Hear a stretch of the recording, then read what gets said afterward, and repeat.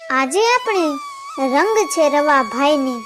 આજે આપણે શૂરવીર રવાભાઈની વાત સાંભળીશું. ધરતી નામી અને માણસાઈના પાણી હજુ શોષાઈ નતા ગયા તે સમયની આ વાત છે. સંવંત 1916નો ચૈત્ર મહિનો સોરઠ ઉપર ફૂલડે વરસતો હતો અને ભાવનગર પંથકના ગોહિલવાડની રસાળી ભોમ આકરા તાપના દિવસોમાં પણ ઉનાળુ જુવાર અને રજકાની લીલી ઓઢળીમાં શીળપની લેર માણતી હતી. કણબીની નાનકડી દીકરીઓ ગાજર મૂળા કે મગની કૂણી શીંગો ખાતી ખાતી વાડીના ક્યારા વાળતી અને મદઝરતે સાદે ગાતી હતી કે કિયા ભાઈના કુવા કરે કીચુડી આરે, કિયા ભાઈની વાડીઓ લેરે જાય, આંબો મોર્યો ને આંબે ફળ ઘણા રે. આમ રામનવમીનો રૂડો દિવસ છે અને લીલી સીમમાં માનવીનો બોલાશ નથી. ખેડૂતો અગતો પાળીને ધોરીનો પારો દીધો છે અને પોતે સૌ ઉપવાસ રહીને ગામના ઠાકર દ્વારમાં રામ જન્મોત્સવ કરે છે. આખી સીમ સૂની પડી છે. એવા મોટા તહેવારના દિવસે પ્રભાતને પોરે એક ફૂટતી મૂછો વાળો ઘોડે સવાર વર્તેજ અને ચિત્રા ગામ વચ્ચે પંથ કાપતો અને રાગમાં ફૂલ માળ ઘોડી રમાડતો ચાલ્યો જાય છે. ટોયાની બીક વિનાના મોરલા લીલા મોલમાં પોતાની જાંબલી ડોકને ભાત પાડતા ચણે છે અને વર્તેજના આંબડિયાની શાખો ચાખતી કોયલો ડાળે ડાળે હિંચકે છે. આવું સોને મઢ્યું સવાર, આવા ગહેકતા આંબેરણા ઊંચા ઘાટા ચાસટિયામાંથી ગળાઈને આવતો મીઠો પવન અને દેવપંખીના ટંકારા પર ચૈત્ર મહિનાની આ છલકતી શોભામાં ઘોડે સવારનું મન નથી. હાકે રાખો ભાઈ, હાક્યો જટ બાપા, જોજો હો ક્યાંક રામનવમી રસ્તે ન કરવી પડે. આમ પોતાની સાથે ખોરડા બાંધવાના કાટના 2 ગાડા હતા. તેના હાકનારને રાજપૂત આમ ટોકતો આવે છે. ગાડા કડકડતા ભર્યા છે. એક ગાડું મુળુ પરમાર નામનો રાજપૂત હાકે અને બીજે ગાડે જગો મકવાણો નામનો કોળી બેઠો છે. વર્તેજ અને ચિત્રા વચ્ચેના કાળિયા આંબાની નજીક આવે ત્યાં રાજપૂતે જોયું કે 25-30 ઉતારું ભરીને બીજા 3-4 ગાડા ચાલ્યા જાય છે. સ્ત્રી પુરુષનો આવડો મોટો સંઘ જોતો જોઈ અને અસવાર ઘોડીની લગારમાં જરા ઢીલી મૂકી અને ચાલ વધારી. પલકવારમાં તો આંબી પણ ગયો અને આગેથી એણે સંઘને ઓળખ્યો તો લાગ્યું કે આ તો આપણા ગામના ગોરધન શેઠ અને ઓલ્યા રહા એ તો દડવાના ચાંપસી શેઠ. ત્યાં તો સંઘમાંથી પણ સામો અવાજ આવ્યો કે ઓહો હો, આ તો આપણા રવાભાઈ, આ તો બાપુ, આવો તમે ક્યાંથી? જય સ્વામિનારાયણ, જય સ્વામિનારાયણ ગોરધન શેઠ, ચાંપસી શેઠ, જય સ્વામિનારાયણ. રવાભાઈએ જવાબ મળ્યો, આપણા ઓરડા ચણાય છે એના હારું કાટ લેવા ભાવનગર ગયો હતો.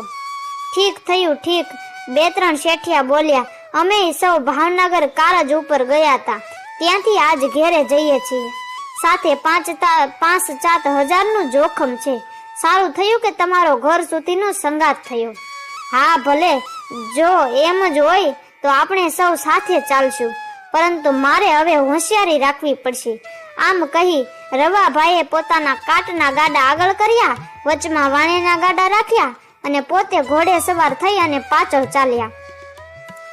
આમ નદીનો લાંબો પટ વટાવીને સામે કાંઠે ચડ્યા ત્યારે ચકોર રવાભાઈએ જોયું કે કાળીએ આંબેથી 2 હથિયારબંધ સિંધી લોકો પાછળ પાછળ ચાલી આવે છે અને એને જોઈ અને રવાભાઈએ પૂછ્યું, કા ભાઈઓ, તમે ક્યાં જાઓ છો?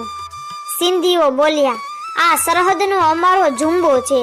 કોઈ વટે માર્ગુ સાથે જોર જોખમ હોય તો અમે તેમની રક્ષા માટે સાથે ચાલવું એવો દરબારી હુકમ છે. આવો જવાબ મળ્યા છતાં રવાભાઈને શંકા તો રહી ગઈ. એણે કહ્યું, તેમ હોય તો ભલે, પણ અમને તમારી જરૂર નથી, કારણ હું રાજપૂત ગરાસીયો છું અને સાથે છું, માટે તમે તમારી ખુશીથી પાછા વળો. પણ વાણિયો બોલ્યો, 1 કરતા 2 ભલા, માટે રવાભાઈ બાપુ ભલે ને ઈ હાથે આવે. આમ રવાભાઈએ વધુ આગ્રહ ન કર્યો અને સૌ રસાલાએ આગળ ચાલવા માંડ્યું. આમ રવાભાઈ કાઠિયાવાડમાં આવેલ પચ્છે ગામના દેવાણી ભાયાત વડોદ દેવાણીના ભાગીદાર હતા. સૌ ભાવનગરથી આવતા કાળિયા આંબા આગળ સાથે થયા હતા. રીઢો ઢળ્યો અને સાંજ નમવા માંડી હતી ત્યારે ચોગઠ અને ડભાળિયા ગામ વચ્ચે કાળીસર નદી ઉતરીને સૌ સામે કાંઠે ચડ્યા. તે જ સમયે રવાભાઈની ચકોર અને વેમીલી આંખોએ બીજા બે શસ્ત્રધારી પુરુષોને રસ્તા વચ્ચે બેઠેલા જોયા. પ્રથમથી જ આ રાજપૂત ચારે તરફ નજર ફેરવતો હોશિયારથી ચાલતો હતો. એમાં પોતે માર્ગમાં બેઠેલા શસ્ત્રધારી પુરુષોને જોઈને આડી અવળી નજર ફેરવી. ત્યાં તો દૂરથી આડે માર્ગે બીજા બે શસ્ત્રધારી પુરુષોને પણ પોતાની તરફ આવતા જોયા. એક તો પ્રથમથી જ સાથે ચાલતા બે હથિયારબંધ માણસો વિશે એને વેમ હતો, અને તેમાંય આ બધો મેળ જોઈને એને ખાતરી થઈ કે આ સાથે ચાલનાર શસ્ત્રધારીઓ જુંબેદારો નથી, પણ આ વાણિયા ઉપર હેરું છે. ધીંગાણું કરવાનો વખત આવી પહોંચ્યો છે એમ ધારી અને પોતાની ભેંટ કસી અને તરવારની કોટી છોડી અને હોશિયાર થઈ શું થાય છે તે જોતા રવાભાઈ ચૂપચાપ આગળ ચાલ્યા. આડે માર્ગેથી આવતા બે હથિયારધારીઓ આગળ બેઠેલા બે આદમી સાથે ભળી ગયા, અને ચારે જણાએ જેવા ગાડા ઢોકળા આવ્યા તેવા જ રસ્તા વચ્ચે ઊભા રહી અને પડકાર કરીને ગાડા ઊભા રખાવ્યા અને કહ્યું, અમને આમાં અફીણ હોવાનો શક છે, માટે આ ગાડાઓની ઝડપી લેવા દો. ગાડા અટક્યા એટલે રવાભાઈ તો ચેતી ગયા.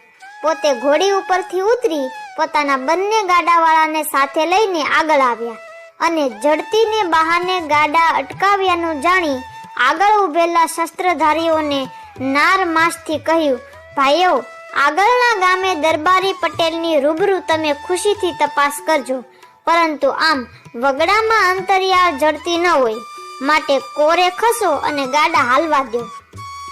આટલું કહેતા જુંબેદાર તરીકે સાથે ચાલતા બે માણસો માયલો એક બોલ્યો, દરબાર, તમારા કાટના ગાડાની જડતી નથી લેવી, માટે તમે તમારા ગાડા હાંકીને હાલતા થાવ, અને આ બીજા ગાડાઓની જડતી તો લેવી જ પડશે. રવાભાઈ આ પ્રપંચ પામી ગયા. સાથે ચાલતા બંને આદમી જુંબેદાર નહીં, પરંતુ આ લૂંટારૂ ટોળીના જ માણસો છે એમ ખાતરી થઈ ગઈ, અને પોતે બોલ્યા, ભાઈઓ, આ બધાય ગાડા મારા જ છે, કાટના ગાડા કાંઈ નોખા નથી. તમારી મતલબ હું જાણી ચૂક્યો છું, પણ ભાવનગરની જમણી ભુજા ભા દેવાજીનું નામ તમે જાણો છો ને, તેનો હું વારસદાર છું. મારા દેહમાં પ્રાણ હશે ને ત્યાં સુધી તમારી ઈચ્છા પૂરી નહીં પડે.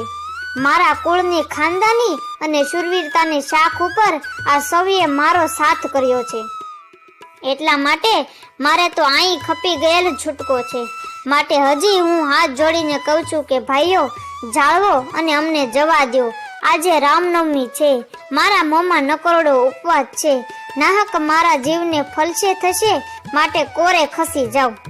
લૂંટારાઓ એકબીજાની સામું જોયું અને પોતાની સિંધી ભાષામાં એવું કંઈક બોલ્યા કે આટલા બધામાં ફક્ત આ એક જ એટલામાં એક જણે દરબાર ઉપર ખેરનો ધોકાનો છૂટો ઘા કર્યો, પણ સમય સૂચકતા વાપરી અને એ ઘા ચૂકવી રવાભાઈ પોતાના સાથીઓ તરફ જોઈને બોલ્યા, ભાઈઓ, હું એકલો છું, વળી ઉપવાસી છું, દુશ્મનોને વધારે છે, તમે ફક્ત મારી પીઠ સંભાળજો, બાકી તો સ્વામિનારાયણ સહાય કરશે.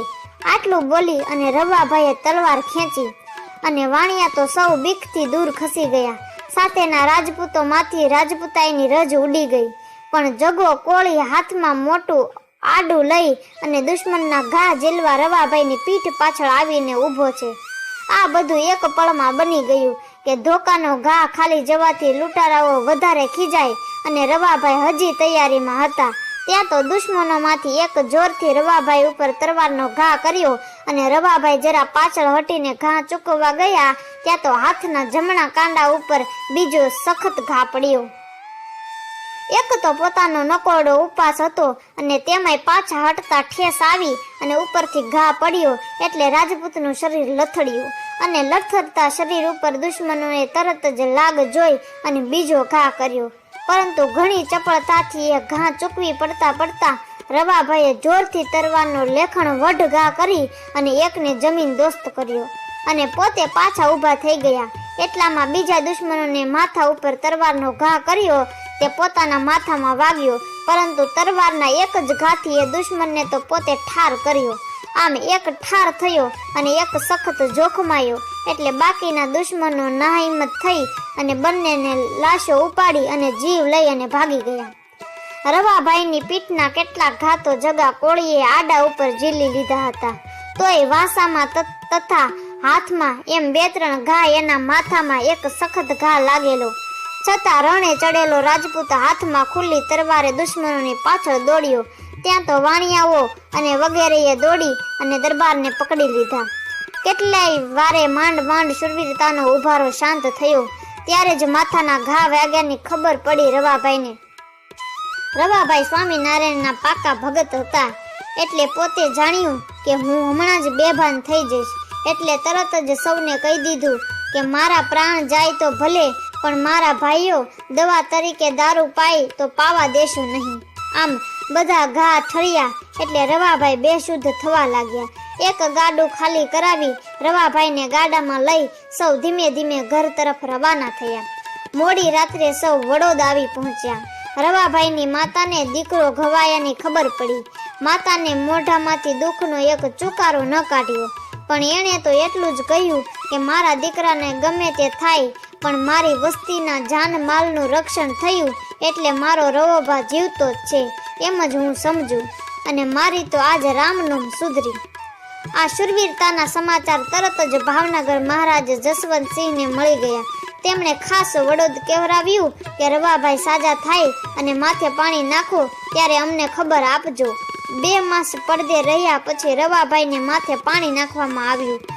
ત્યારે મહારાજાએ સોનાની મૂઠની તરવાર તથા સોનેરી શેલું ભેટ મોકલ્યા. ભારે શાબાશી આપી અને શૂરવીરતાની કદર કરી. આ પછી કેટલાય વર્ષો ભાલ પ્રદેશના એક ગામમાં ચોરે ડાયરો મળ્યો હતો. નવાબના જમાદાર નામનો એક વૃદ્ધ સિંધી ત્યાં મહેમાન તરીકે આવેલો. જમાદાર ડાયરાઓમાં બેસવા વાળા એટલે અફીણના બંધાણી હતા. ચોરે કસુંબો નીકળ્યો અને જમાદારે કસુંબો લેતા પહેલા આંગળીથી છાંટા નાખી અને રંગ છે રવાભાઈ રાજપૂતને એમ રંગ આપી અને કસુંબો લીધો. સૌ દાયરાને કૌતુક થયું. સૌએ પૂછ્યું, રવાભાઈ કોણ? ત્યારે આ સિંધી જમાદારે આગળ મેં કરેલ ધીંગાણાની વાત કરી અને ભાવનગર રાજાના ભાલ પંથકનો હું જમાદાર હતો અને રાજ્યનું ભરણું ભરવા ભાવનગર ગયો હતો. ત્યારે કેટલાક વાણિયાઓ 5-7 હજારનું જોખમ સાથે નીકળવાની બાતમી મળવાથી મારી બુદ્ધિ બગડી અને અમે 6 જણાએ ટોળીએ તેમને હેરું લીધું. 2 જણા વાણિયા સાથે જુમ્મેદાર તરીકે ચાલ્યા અને બીજા આગળ ચાલ્યા. કાળીસર નદી પાસે અમે ભેટો કર્યો અને પછી ધીંગાણું જામ્યું. એ ધીંગાણામાં મેં નજરે જોયું કે ખરો રાજપૂત તો એક રવો ભાઈ છે. ત્યારથી હું રવાભાઈ રાજપૂતને રંગ આપ્યા પછી જ કસુંબો પીઉં છું અને અલ્લાહ પાસે મારી ગુનાની તોબા પોકારું છું. આ વાત બન્યાને આજે 63 વર્ષ થઈ ગયા છે.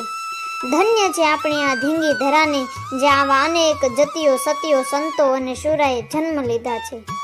આવી જ અવનવી ઇતિહાસોની ઘટના સાંભળવા માટે અમારી ચેનલને લાઈક કરો, શેર કરો અને સબસ્ક્રાઈબ કરો.